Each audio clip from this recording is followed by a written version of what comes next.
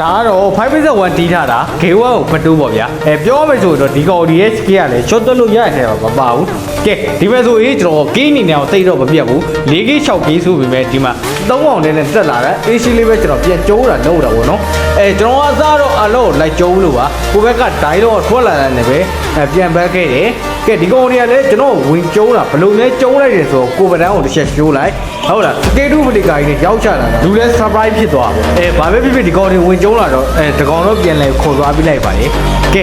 5K 9K ရတော့ဒီကောင်အလောက်ကလေစပယ်တွေချုံနေညာလားဘာလားတော့မသိဘူးကွာကြောက်ရဲရဲသုံးနေလို့ထင်တာပဲလေ 6K 9K AC ရောက်သွားတယ်ကိုဗဒန်းကမြန်မာတော်ဝင်ခက်ပြီးတော့ထိုးတော့နောက်ကတောင်းမှုတွေအသာလေးပဲဝင်ကောက်တော့တောက်ဝါလဲချိုးမရဘူးဂေးအနေနဲ့ 15K ပြည့်မှာဒီကောင်ဒီကနိုင်ရရှိမှာဖြစ်တဲ့အတွက်ကြောင့်မလို့ကျွန်တော်ကိုမဖြစ်မနေလာကျိုးပါကိုရမှာဗီဒီယိုလေးကလိုအပ်တဲ့ဖိုးရှင်နေရမို့လို့ကျွန်တော်အနေနဲ့ပါ3တော့ဆက်ပြီးတော့တင်ပေးရမှာပဲဖြစ်ပါတယ်ဗောနော်